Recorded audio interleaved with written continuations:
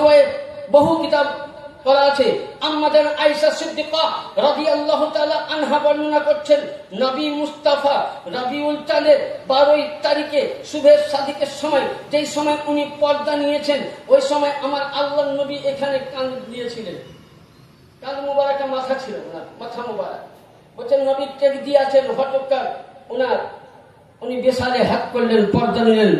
নেওয়ার পরে ওই সময় হযরত আম্মাজান আয়েশা সিদ্দিকা বলছেন, আমি তখন নওজওয়ান। ওই সময় আম্মাজান আয়েশা সিদ্দিকা রাদিয়াল্লাহু তাআলা আনহা বলছেন, আমি মাথা খানাকে এইভাবে লেখা আছে, মাথা খানাকে আমি বালিশের মধ্যে রেখে দিলাম এবং আমি ওইখানে মেয়েদের সাথে মদিনার মেয়েরা নবী চলে গেছিলেন, চলে যাওয়ার কারণে মেয়েরা হালকা করি মদিনাবাসী সাহাবারা ওই সময় বুক বেড়েছিলেন, হযরতে বেলালও বুককে হালকা করে বেরিয়েছিলেন। তাইলে আমরা হলো হুসাইন মান্নেওয়ালা, আমরা আহলে সুন্নাত ওয়াল জামাত। ইয়ানি বুঝা গেল ইমামে হুসাইনের দম কেউ চোখ বুঝি মানায়, কেউ কষ্ট করে মানায়, কেউ কান্না করে মানায়। ইমামে হুসাইনের দম করার জন্য হযরতে বেলালে হাবশি হালকা করে বুক বানিয়েছেন, উনি দম মানিয়েছেন। সাহাবায়ে কেরাম মদিনাবাসী দম মানিয়েছেন, আম্মাজান আয়েশা সিদ্দিকা বুক মানিয়েছেন। ইয়ানি আমরা সাহাবী মাননেওয়ালা, আমরা সাহাবীর দলে, আম্মাজান আয়েশা সিদ্দিকাদেরকে মাননেওয়ালা, আমরা তানাদের দলে। ইয়ানি যদি কেউ ইমামে হাসান হুসাইন পাকের 10ই মুহররমের শোক মানাকে কোন মৌলবি যদি বলে হারাম আছে, বেদাত আছে, তার কাছ থেকে মুখকে ফিরিয়ে নেওয়া সুন্নাতে এলাই এবং জায়েজ আছে তার কাছ থেকে ফিরিয়ে নেওয়া। কারণ স্বয়ং নবী পাক আফসোস করেছেন।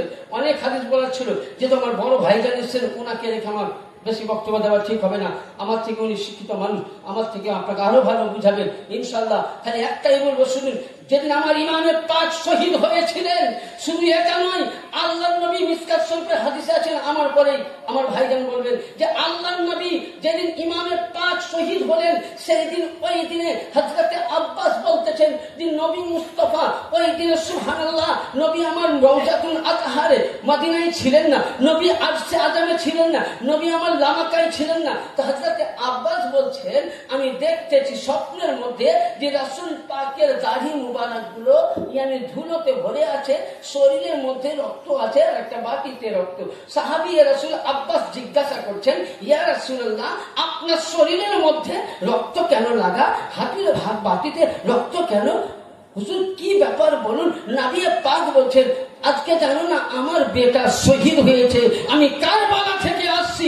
ইয়ানি বুঝা গেল যে নবী সেদিন বা হায়াতে ছিলেন না, পরনায় ছিলেন, মদিনার রওজায় না থাকতে পেরে গামে হুসাইন করেছেন। তাহলে আজকে যারা গামে হুসাইন করে, ওয়ালা তাজিলুন সুন্নাত তাহবিলা, নবীর গামে হুসাইন মারা নবীর সুন্নাত, আর এই সুন্নাতকে বাইকাট নেওয়ালা সুন্নি মুসলমান নয়, দুশমনে আহলে নারায়ে তাকবীর, নারায়ে তাকবীর, নারায়ে রিসালাত, নারায়ে রিসালাত। তাহলে বুঝা গেল আজিজানে মুহতারাম, গামে হুসাইন করা জায়েজ। হুসাইন পাক শহীদ হয়েছেন, আসমানের হুররা রক্ত বর্ষণ করে কান্না করেছেন।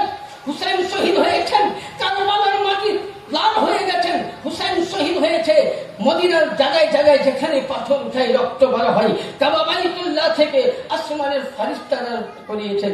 তাহলে গামে হুসাইন বানানো জায়েজ আছে। কেউ যদি বলে যে ইমাম বাড়া উঠিয়ে দাও, কোন হাদিসে আছে নিয়ে আসো, আল্লামা জালালউদ্দিন সুয়ুতির কিতাব লুজহাতুল মাজালিস আরাবিকটা নিয়ে এসো, উর্দুটা নয়।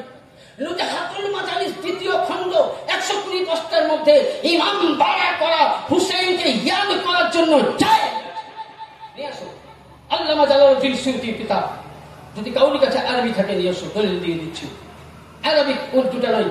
যেন আল্লাহ পাক আপনাকে আমাকে সকলকে যেন একবার ছোট্ট করে দরুদ পাক করুন। আল্লাহুম্মা সাল্লি আলা